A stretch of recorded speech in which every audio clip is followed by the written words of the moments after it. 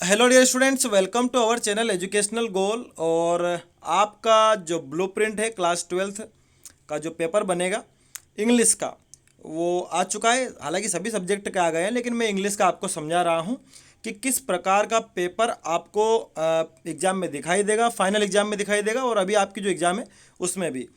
तो देखिए, आप सामने देख रहे हैं कक्षा 12वीं अंग्रेजी लिखा हुआ है, ठीक है। और उसके बाद ये 80 नंबर का आपका पेपर रहेगा, ठीक है। सबसे पहले सेक्शन ए आप देख रहे हैं। सेक्शन ए जो आपका है 14 नंबर का है, ठीक है। तो कितने नंबर का है? 14 नंबर का। अब उसमें आपको पता है क्या आता है, रीडिंग सेक्शन है, तो अनसीन पैसेज आएगा। तो अनसीन पैसेज जो आपको आएगा, तो उसमें जो पहला आपका अनसीन पैसेज रहेगा 10 नंबर का रहेगा। ये आप देख रहे हैं यहाँ पर 10 नंबर का पहला प्रश्न है आपका।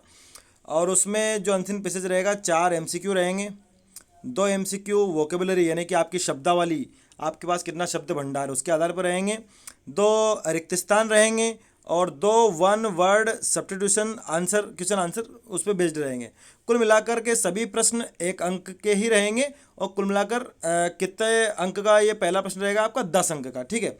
फिर उसके बाद 4 नंबर और बच गए, क्योंकि हमारा सेक्शन कितने नंबर का है? 14 नंबर का है। तो दूसरा जो प्रश्न आपका रहेगा नोट मेकिंग का रहेगा। जाहिर सी बात है, नोट मेकिंग का यानी कि ये भी पैसेज ही रहेगा।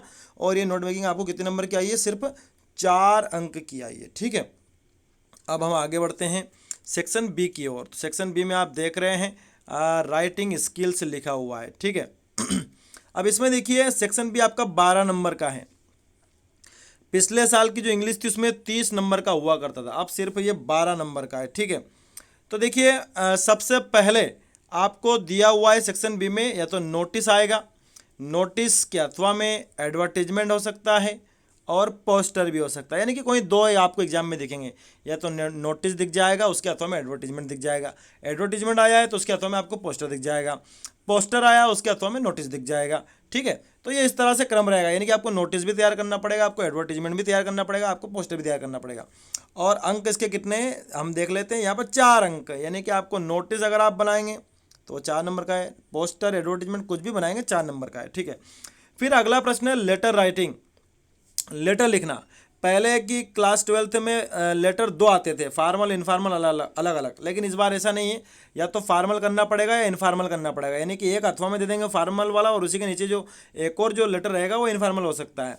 और ये भी कितने नंबर का? 4 अंक का ही है। 4 दूनी 8 नंबर हो गए। अब बच गए कितने इस सेक्शन के? 4 नंबर और। तो लॉन्ग कंपोजिशन यानी कि आर्टिकल, रिपोर्ट, स्पीच, डिबेट, यानी कि आपको आर्टिकल, आप जानते हैं आर्टिकल हम पैराग्राफ लिखते हैं, राइट अप लिखते हैं, रिपोर्ट लिखते हैं, रिपोर्ट और आर्टिकल अथवा में हो सकते हैं, ठीक है। तो ये भी कितने नंबर का है? 4 नंबर का है। इस तरह से 4 तिया 12 और आपका सेक्शन भी पूरा हो जाता है। यानी कि आप क्या समझे, आपको ऐसे नहीं है, ऐसे यानी कि निबंध नहीं है, निबंध नहीं है, लेकिन अगर उन्होंने 4 नंबर में कुछ पूछा है, आर्टिकल पूछ लिया, रिपोर्ट पूछ ली, तो बस उतना ही आपको लिखना है, उसकी शब्द सीमा उतनी रहेगी, ठीक है, कम से कम 200 शब्द, ठीक है। तो आपको निबंध तो नहीं है, लेकिन छोटे रूप में निबंध पूछा जा सकता है। जैसे कि आपसे कह दिया right an article on importance of games and sports, तो फिर आपको 200 शब्दों में वो बात खत्म कर देनी है। उसके बाद हम आते हैं अब ग्रामेटिकल जो हमारा पोर्शन है सेक्शन सी, ठीक है। आप दोस्तों, यदि आप स्टूडेंट हैं तो पढ़ाई करते समय आपके मन में डाउट आना या किसी भी सवाल पर अटक जाना स्वाभाविक है। आपको हमेशा ही मोबाइल में फिलो ऐप डाउनलोड करके रखनी है, जिसमें आपको दिए जा रहे हैं बहुत ही बेहतरीन फीचर।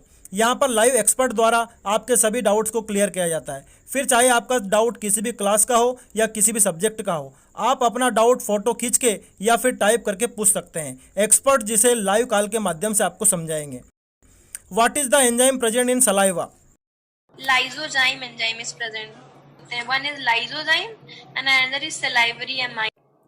इस तरह से आप अपनी किसी भी क्वेश्चन को यहाँ पर समझ सकते हैं। तो अभी डाउनलोड कीजिए फिलो ऐप, जिसकी लिंक आपको डिस्क्रिप्शन में दी गई है।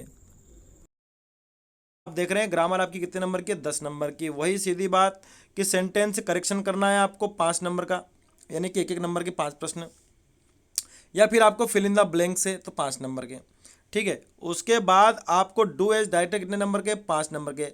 अब इस 10 नंबर की ग्रामर में क्या क्या पूछेंगे? टेंस से पूछेंगे, मॉडल से पूछेंगे, नरेशन से पूछेंगे, प्रीपोजिशन से पूछ लेंगे, कंजक्शन से पूछ लेंगे, ठीक है, क्लोजेस पूछ लेंगे, तो बहुत सारी चीज़ें डिटर्मिनर से पूछ लेंगे, आर्टिकल से बहुत सारी चीज़ें पूछ लेंगे, लेकिन सभी कितने नंबर में, 10 नंबर में, ठीक है। 5 नंबर के रिक्त स्थान है और 5 नंबर के डू एज डायरेक्टेड हैं, ठीक है। अब हम आगे बढ़ते हैं सेक्शन डी, जो कि हमारा जो किताबों वाला जो पोर्शन है। आपकी 2 किताबें, आपको सभी को बताया कि 2 बुक्स है आपकी, एक तो फ्लेमिंगो है, दूसरी है विस्तास। फ्लेमिंगो आपकी टेक्स्ट बुक है।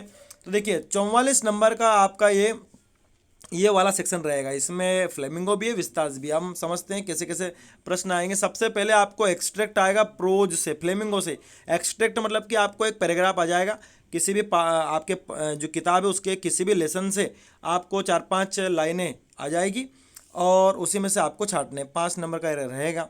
उसके बाद पोएट्री यानी कि पोएम से भी आपको एक एक्सट्रैक्ट आ जाएगा पोएम का, वो 3 नंबर का रहेगा, 1-1 नंबर के प्रश्न रहेंगे।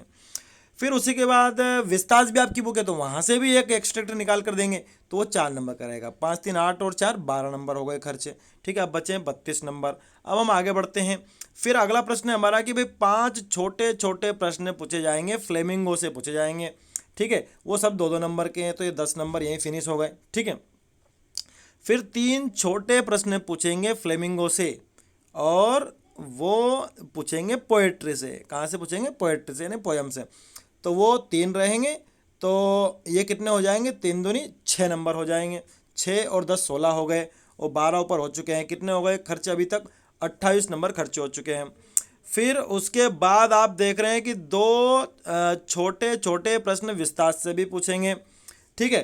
तो ये 2 छोटे छोटे प्रश्न पूछेंगे, यानी कि 4 हो गए, तो 16 और 4 20, ठीक है। और ऊपर हम देख ही चुके हैं कि 20 और 12 जो हो गए 32 नंबर खर्चे हो चुके हैं।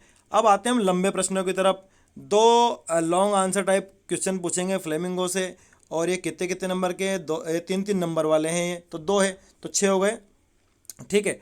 फिर एक लॉन्ग आंसर पूछा जाएगा पोएट्री से, ये भी 3 नंबर का रहेगा, तो ये कितने हो जाएंगे? 6 और 3 9। और फिर एक लंबे आंसर वाला प्रश्न पूछा जाएगा विस्तार से, और 9 और 3 12, तो 32 और 12 कितने हो जाते हैं? 44। तो इस प्रकार से आपका 44 नंबर का क्या हो जाता है? आपका टेक्स्ट बुक का पोर्शन हो जाता है। फिर उसके बाद या उन्होंने और भी बहुत सारी बातें बताई है कि छोटे जो अंक के जो प्रश्न हैं 2 नंबर के हैं, जो बड़े आप लिखेंगे तो 75 शब्दों में आप लिखिए, और जो लंबे प्रश्न हैं उनको आपको 200 शब्दों में लिखना है, जो 4 नंबर के हो सकते हैं। 4 नंबर मतलब कि आपको जो अभी मैंने बताया आर्टिकल आपका है, ठीक है, आपकी रिपोर्ट है, तो ये 4-4 नंबर के हैं और इनको आपको 200 शब्दों में लिखना है। उसके बाद जो छोटे जो आप आंसर लिखेंगे वो 30 शब्दों में के, ठीक है। बड़े जो आंसर आप उससे बड़े जो रहेंगे वो 3 अंक के, उनको आप 75 शब्दों में आप लिखिए। तो इस तरह से आपका पेपर हो गया। 20 नंबर जो आपके हैं वो पाठ्य वस्तु व आधारित परियोजना कार्य, तो 20 नंबर आपको आवंटित है, यानी कि आपका पेपर कितने नंबर का आएगा? 80 नंबर का ही आएगा, ठीक है। तो ये मैंने आपको समझाने की कोशिश करी है और मुझे लगता है मैंने आपको अच्छे समझा दिया है। अगर वीडियो पसंद आया है तो अपने दोस्तों को ज़रूर शेयर करिएगा। हो सकता है उनको ये PDF तो आ गया होगा लेकिन समझ में नहीं आ रहा होगा, तो अच्छे से समझा दें। Thanks for watching this video.